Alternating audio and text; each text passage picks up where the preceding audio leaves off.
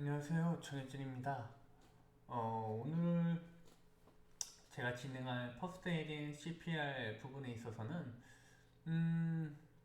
전문가 관련된 교육은 아니고요.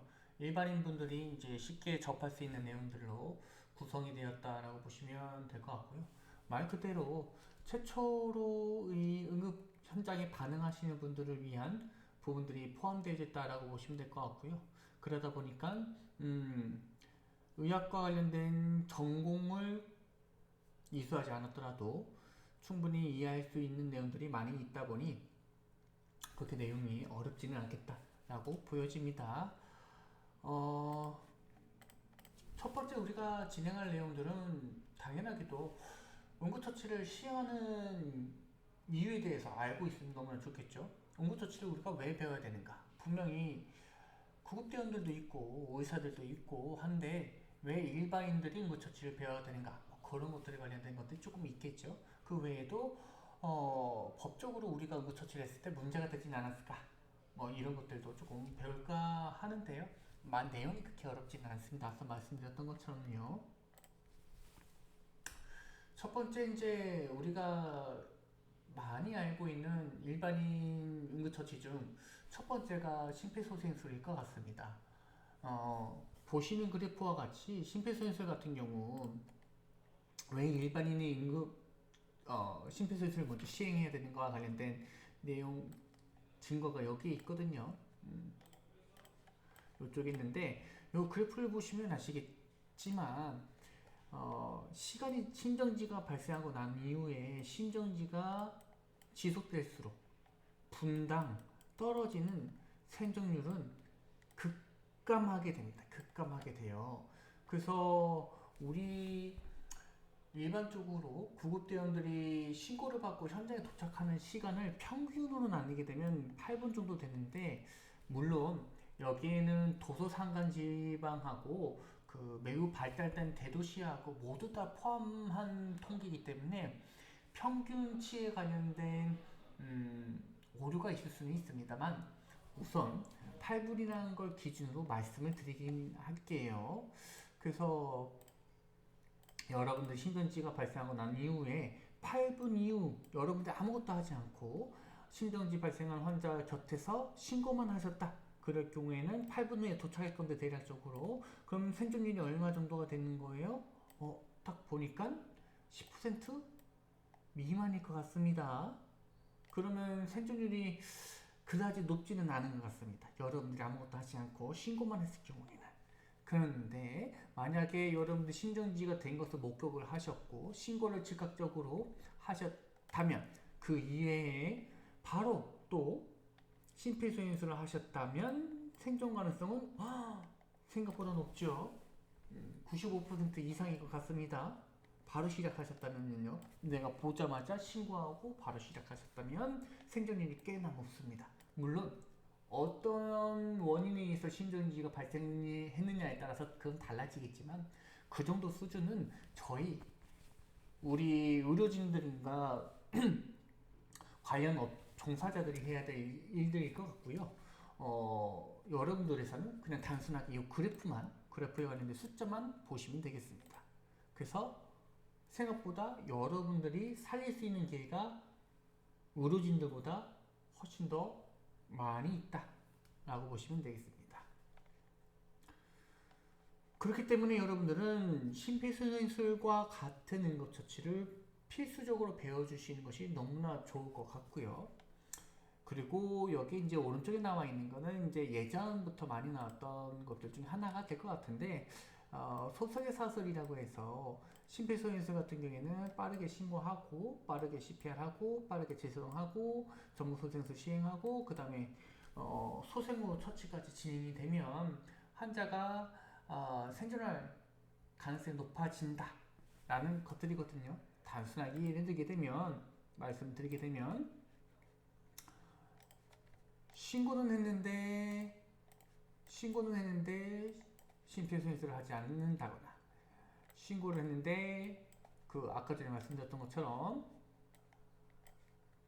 구대원이 올 때까지 이 두 가지를 아무것도 안 했거나 했을 경우에는 생존율이 급감한다는 겁니다.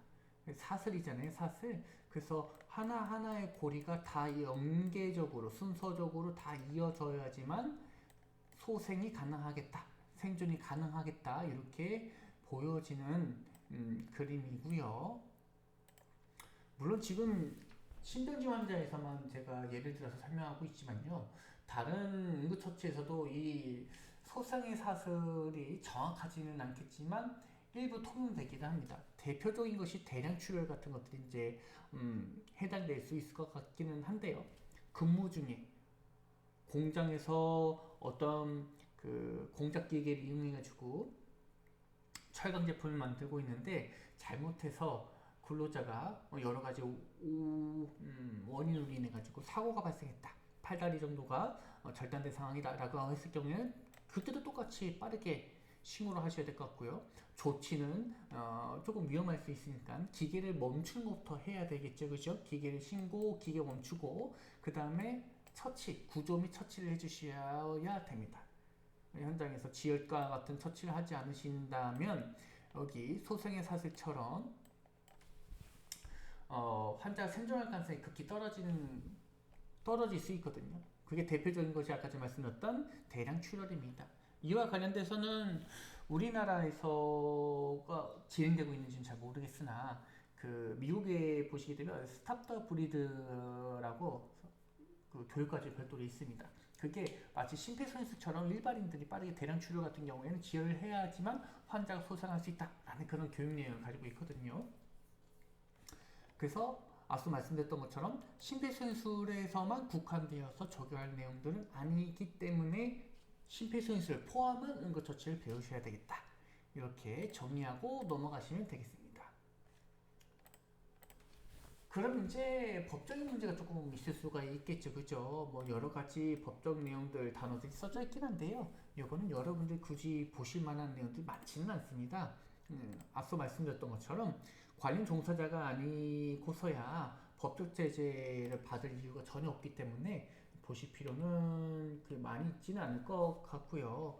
그래서 뭐 이런 것들 이제 이렇게 있어요. 그래서 응급의 종사자 뭐 이런 말들이 써져 있긴 한데 아까 전에 말씀드린 것처럼 여러분들하고는 관련이 없다. 여러분들은 관련이 없다라고 보시면 되는 거고, 그럼 여러분들하고 관련 있는 법정 조항은 뭐가 있느냐면 제5조에 의해 있는 선의 응급의료에 관련된 면책이 있습니다. 선의.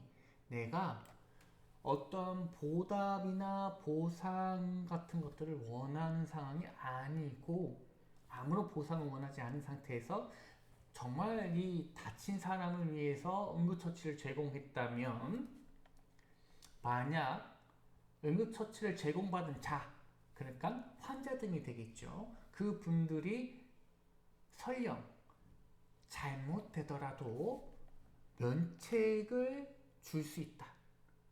응급처치 행위자에게 면책을 주겠다는 법적 조항이라고 보시면 되겠습니다. 그래서 이제 일부 내용들을 살펴보시게 되면 생명이 위급한 응급 환자에게 다음 각호의 어느 하나에 해당하는 응급의료 또는 응급처치를 제공하여 발생한 재산상의 손해, 사상, 다치거나 죽는 것까지 얘기하는 거예요.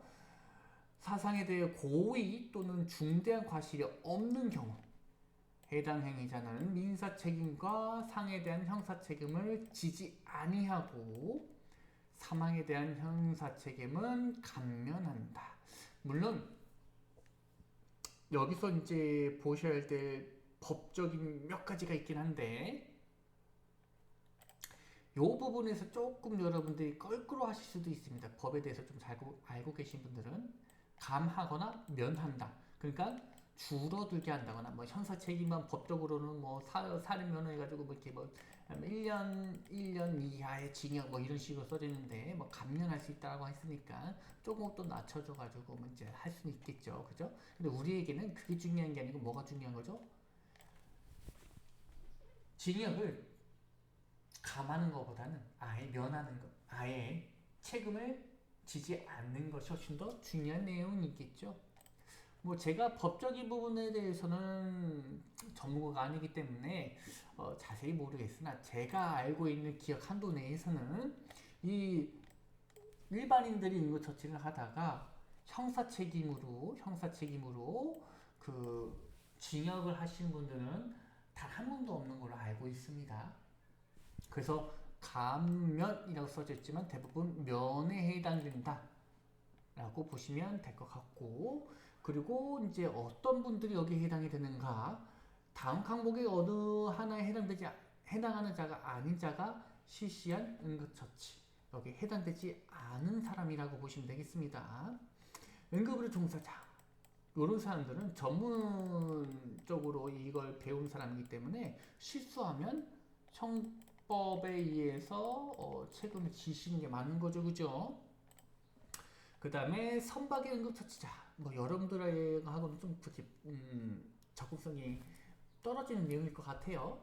소방기구법에 따른 구급대, 뭐 응급처치 제공의 의무를 가진 자, 이것도 여러분들하고는 크게 관련이 없을 것 같고요. 그 다음에 응급의료 종사자가 업무 수행 중이 아닌 때에 본인이 받은 면허 또는 자격 범위 안에서 실시한 응급의료, 요 같은 경우도 본인이 유의하고 똑같이 어느 정도 전문성을 띠고 있기 때문에 처치를 했다면 여기 안에는 해당이 되지 않는다라고 보시면 되겠습니다. 본인 종사자이기 때문에 그렇습니다. 종사자이기 때문에.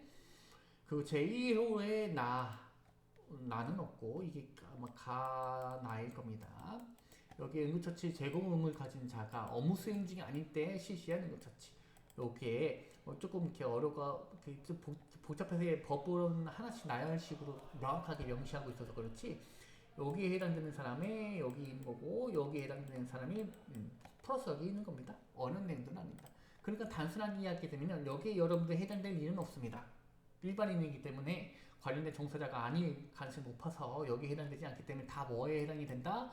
여기에 해당이 된다. 민사 책임도 지지 않고 책임지지 않고 형사 책임지지 않고, 사망에서는 조금 있을 수는 있겠지만 제가 기억하기로는 단 한 건도 징역과 같은 중형을 사시는 분들은 없는 걸로 알고 있습니다.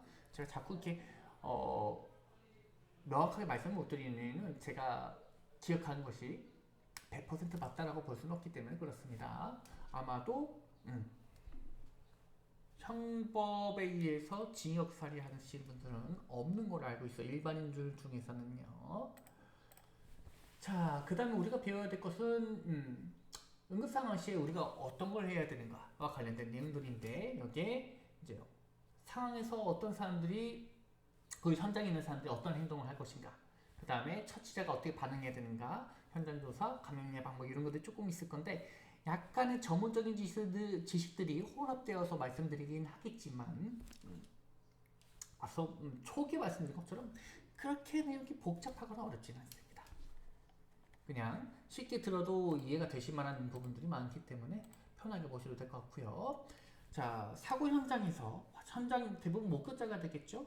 사고 현장에서 어떤 사고 현장을 목격한 사람들은 어떤 행동을 할 것인가. 처음에 교통사고를 예를 들게 되면 뭐 제동 같은 것들이 생기겠죠. 소리 같은 것들, 소음 같은 게 생길 겁니다. 끼익 하면서 쾅 하는 소리. 그러면 그 소리에 따라서 위험하다라는 것을 인지했기 때문에 주변인들은 그 사고 현장을 쳐다보도록 되어져 있습니다. 그럼 시각 정보를 통해 가지고 어떤 차량하고 충돌했구나 라는 것을 인지하게 되는 거고, 그 다음에 주변에 딱 훑어봤더니 당연하게도 사고 현장에 경찰관이 항상 있을 수는 없고 구급대원이 항상 있을 수는 없기 때문에 도움을 주기 위해서 결정을 할 겁니다. 물론 내가 너무 먼 거리에 있거나 아니면 내가 솔직히 말씀드려서 너무 급한 일이 있어가지고 저게 뭐 이렇게 도움을 크게 줄 수는 없겠다, 그러면 신고 정도는 그냥 하면서 가셔도 되긴 하겠죠. 그걸 판단하는 기준이 이제 두 번째 있다라고 보시면 되십니다. 사고를 인지하고 내가 도움을 줄 상황인지 아닌지 본인 상황도 이제 확인을 해 주셔야 되겠죠. 무조건 이타적인 마음으로 많이 뭐 예를 들어서 그 종교적인 입장을 표명해가지고 막 무조건 도와줘야 된다, 내 일을 최우선을 하는 것이 아니고 무조건 사람 생명이 중요하니까 도움을 줘야 되겠다, 그런 마음들이 있으면 너무나 좋겠지만 그거는 불가능할 때도 있다 그래서 도움 줄 건지 말 건지도 여러분이 결정을 해 주시고, 그 다음에 구급차를 부른다는 소리는 신고라는 소리입니다. 신고를 해주시고 환자 평가하고 처치할 건데, 환자 평가도 그렇게 어려운 내용들이 있지는 않아요. 그다음 가볍게 들어주시면 될 것 같고요. 자, 119에 연락해야 될 경우라고 써져 있는데, 요거는 그냥 자체적으로 판단해 주시면 됩니다. 근데 여기 조금 몇 가지 이야기를 하는 내용들은 그래도 기준점은 있어야 되겠다. 무턱대고 모두 다 신고하게 되면 그 응급의료 체계에 종사하시는 분들의 업무가 과중되겠죠. 그러면 실질적으로 정말 위급한 환자에게는 출동하지 못하고 오히려 약간의 경증인 환자를 대처하느라고 그 다른 집중적으로 대처해야 되는 상황에 대해서는 오히려 소홀해지는 그런 약간의 문제가 생길 수 있거든요. 그래서 어느 정도의 기준점을 가지고 119를 신고해 줬으면 좋겠다는 생각을 가지고 보시면 될 것 같아요. 그래서 제일 첫 번째가 당연하게도 환자의 상태가 생명이 위협한가. 죽을 똥 살똥 단순하게 말씀드려서 사람이 정말 위급한 상황이라고 판단되는 경우가 있겠죠. 맨 처음 설명드렸던 심전증 환자 같은 경우가 정말 위급한 거잖아요. 죽었으니까. 지금 실질적으로 심장이 안 떠서 죽은 상태이니까 소생할 가능성은 있긴 하지만 지금 상태는 매우 생명이 위급하다라고 볼 수가 있을 거예요. 이거 외적으로도 뭐 트럭하고 보행자 사고 같은 경우도, 충돌한 사고 같은 경우도 그냥 머릿속에 상상했을 때 생명이 위급한 상황일 것 같아요. 근데 그게 또 하필이면 덤프트럭처럼 매우 중량이 높고 충돌 에너지가 높게 생성될 수 있는 차량이면서 환자가 아이라면, 소아라면, 어린아이라면 당연하게도 머릿속에서는 위급한 상황일 것이다 라는 것이 그냥 판단이 드실 겁니다. 그런 상황일 때 119에 연락해 주시면 좋을 것 같고요. 두 번째, 병원에 가는 길에 상태가 더 나빠져서 생명이 위급해질 수 있는가, 이런 것들이 있을 수 있습니다. 우리가 많이 알고 있는 이제 그 공익광고 같은 거 보시게 되면 간혹가다 몇 번의 광고에서, 지금은 이제 없는데 최근에 대부분의 공익광고가 이제 전자담배와 관련된 공익광고였고 이제 마약과 관련된 공익광고였는데, 그 전에도 몇 번의 공익광고가 있었는데 그 중에서 이제 기억나는 것들 중에 하나는 뇌졸중과 관련된 것들이었거든요. 뇌졸중. 그래서 뇌졸중에 관련된 증상들이 나타나게 되면 119에 신고하세요. 병원에 빨리 가세요. 뭐 그런 것들이 있는데, 그런 상황에서는 당연하게도 내가 지금 당장 숨 쉬는 것도 괜찮고 뭐 심장도 제대로 물론 정확하게 알 수 있는 방법은 없겠지만 심장도 적절하게 뛰는 것 같다. 그럴 경우에는 그냥 내가 가도 될 것 같은데 라는 생각 가질 수 있겠지만, 앞서 말씀드렸던 것처럼 뇌졸중의 증상들, 말이 어눌해진다거나 한쪽의 얼굴이 이제 처진다거나 팔이 한쪽이 떨어진다거나 그런 상황일 경우에는 빠르게 119를 신고해 주셔서 병원에 가는 것이 좋겠죠. 이와 비슷한 게 심근경색이잖아요. 그렇죠? 가슴 통증이 있을 경우에는 좀 나아지겠거니 하고 생각하시지 마시고 119를 신고해 주셔가지고 빠르게 병원 가셔서 진료를 보신 것이 좋겠다. 그 다음에 환자에게 응급구조사 뭐 장비, 여기서 말하는 응급구조사라고 설명을 해주고 있지만 119이기 때문에 구급대원이라고 보시면 되겠죠. 그렇죠? 구급대원. 그래서 구급대원과 장비가 필요한가? 여기서 말하는 장비는 뭐 처치와 관련된 장비가 될 수 있겠습니다. 그래서 전문적인 처치와 전문적인 장비가 도입되어야 될 만큼 투입되어야 될 만큼의 중환자일까라는 판단을 내려주시게 된다면 119를 신고해야 될지 말아야 될지 충분히 가름이 될 것이다.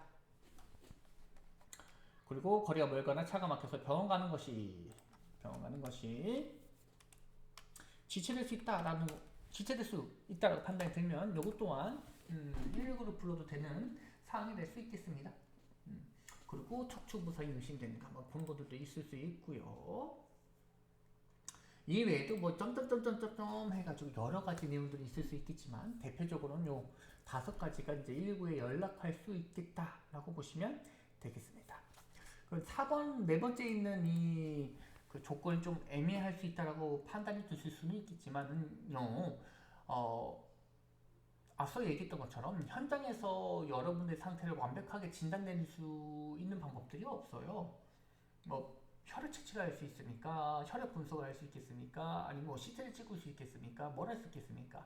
그리고 여러분들은 그 외적으로도 의학적 지식이 전문가에 비해서 약간은 부족할 수 있으니까 여러분들 스스로 판단 내리시는 것보다는 거리가 멀다는 소리는 환자의 병 상태가 진행되는 시간조차도 멀다라는 소리잖아요. 만약 지금 내가 아픈데 복통이 일어났는데 내가 워낙에 도심 바깥쪽에 살고 있어서 병원까지 도착하는데 1시간 이상이다. 그러면 1시간 동안 내 상태는 악화될 수 있다라는 위험성이 존재하잖아요.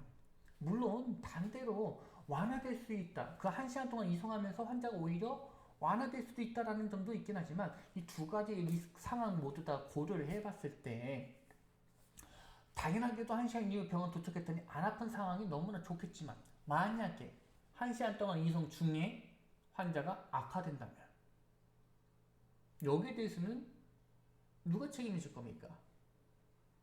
자격도 없는 관련된 종사자가 아닌 사람이 내가 그냥 신고할지 말지 판단해가지고 그냥 내가 운전해서 가다가 보통이 일어나가지고 중간에 사고 난다거나 그럴 수도 있는 거고요. 그죠? 그래서 거리가 멀 경우에는 전문가가 아닌 본인이기 때문에 일반인이기 때문에 거리가 멀 경우에는 119에 연락해야 될 경우를 조금 고려해 봐라라는 이야기가 있습니다.